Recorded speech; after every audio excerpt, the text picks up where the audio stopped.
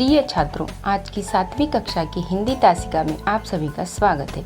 आज हम अगली कविता बेटी युग यह सीखने जा रहे हैं। बेटी युग इस कविता के कवि हैं आनंद विश्वास जी।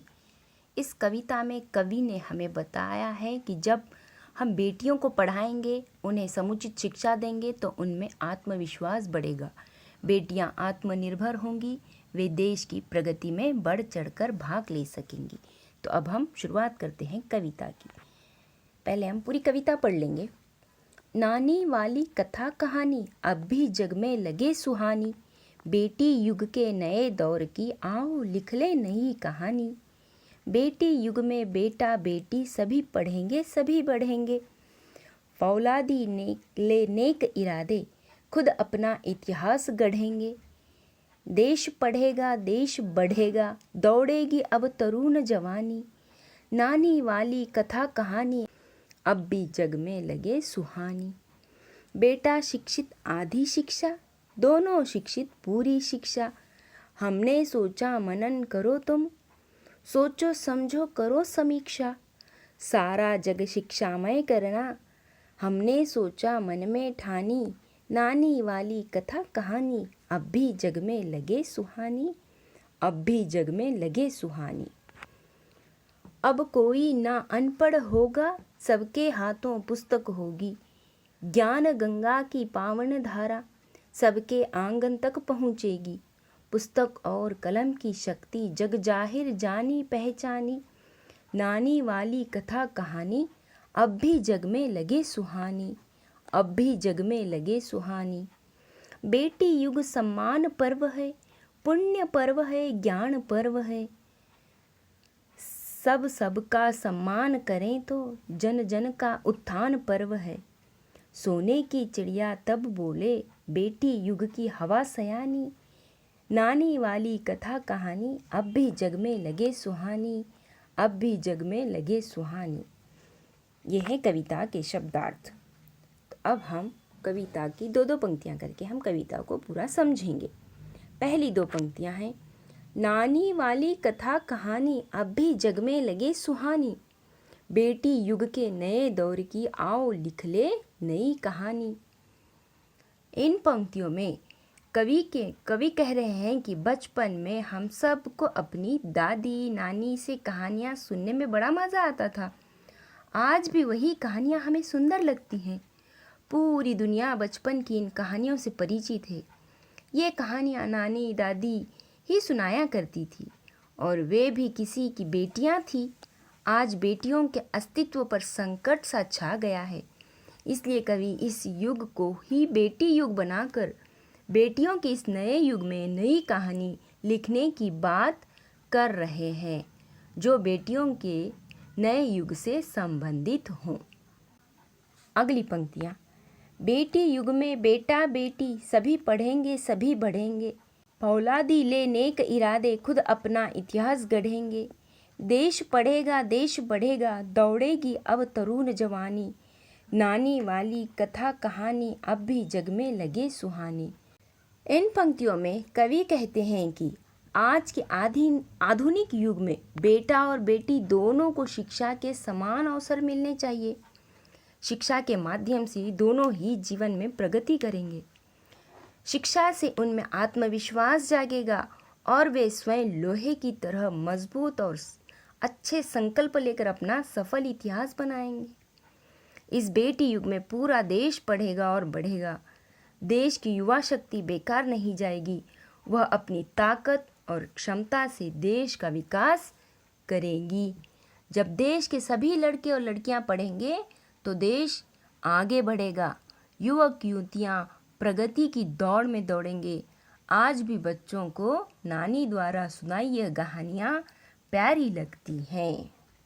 अगली पंक्तियाँ, बेटा शिक्षित आधी शिक्षा, दोनों शिक्षित पूरी शिक्षा, हमने सोचा मनन करो तुम, सोचो समझो करो समीक्षा। सारा जग शिक्षामय करना, हमने सोचा मन में ठानी, नानी वाली कथा कहानी अब भी जग में लगे सुहानी, अब भी जग में लगे सुहानी।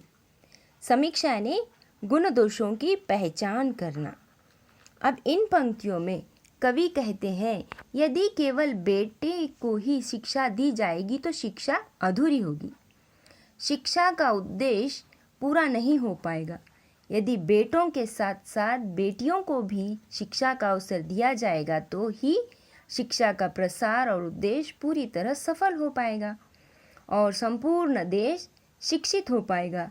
कवि कहते हैं कि हमने इस विषय में सोचा है, अब तुम भी इस बारे में विचार करो, समझो और इसके अच्छे भले परिणाम तक पहुँचो।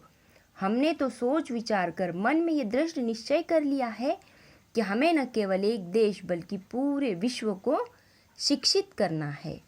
यानी कि यहाँ पर कवि कहते हैं कि बेटा और बेटी जब दोनों को अच्छी तरह शिक्षित किया जाएगा, यह हमारा विचार है। इस पर सभी को सोचना चाहिए, विचार करना चाहिए। मन में ठान लिया है कि सारे संसार को शिक्षित करना है। आज भी बच्चों को नानी द्वारा सुनाई गई कहानियाँ ये जो है प्यारी लगती हैं। अगली पंक्तियाँ। अब कोई ना अनपढ़ होगा, सबके हाथों पुस्तक होगी। ज्ञान गंगा की पावन धारा सबके आंगन तक पहुँचेगी। पुस्तक और कलम की शक्ति जग जाहिर जानी पहचानी। नानी वाली कथा कहानी अब भी जग में लगे सुहानी, अब भी जग में लगे सुहानी। इन पंक्तियों में कवि के अनुसार अब समाज में कोई भी अनपढ़ नहीं रहेगा। सभी बालकों के हाथ में पुस्तकें होंगी। ज्ञान रूपी गंगा की पवित्र धारा प्रत्येक व्यक्ति के आंगन तक पहुंचेगी।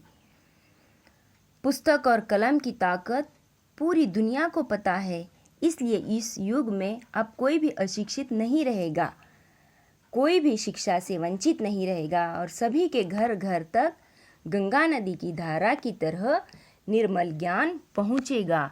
अर्थात हर घर का हर बच्चा पढ़ेगा। सभी जानते हैं कि कलम में कितनी शक्ति होती है। पुस्तकें ज्ञान का भंडार हैं। आज भी बच्चों को नानी द्वारा सुनाई गई कहानियाँ जो है प्यारी लगती हैं और सभी लोग जो है इस पुस्तकों के ज्ञान से भंडार हासिल कर सकते हैं, ज्ञान का भंडार प्राप्त कर सकते हैं। अगली पंक्तियाँ।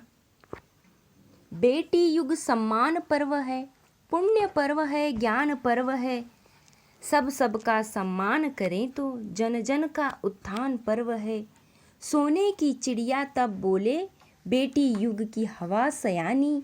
नानी वाली कथा कहानी अब भी जग में लगे सुहानी, अब भी जग में लगे सुहानी। इस बेटी युग में कवि कहते हैं कि आज का समय केवल बेटी युग ही नहीं है, बल्कि यह तो सम्मान का उत्सव यानी कि त्योहार है। यह ज्ञान का पवित्र उत्सव है।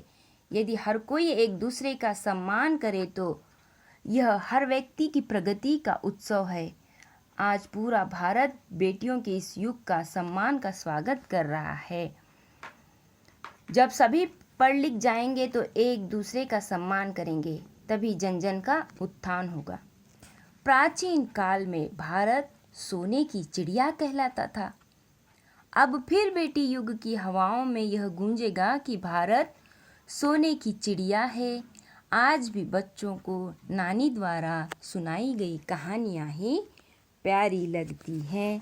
इस तरह से इस कविता में कवि आनंद विश्वास जी ने हमें बेटियों को पढ़ाएंगे, सुशिक्षित बनाएंगे और आत्मविश्वास उनका बढ़ेगा। इस तरह से देश की प्रगति में सभी बढ़ चढ़कर भाग ले सकेंगी। इस तरह से यह कविता समाप्त हुई।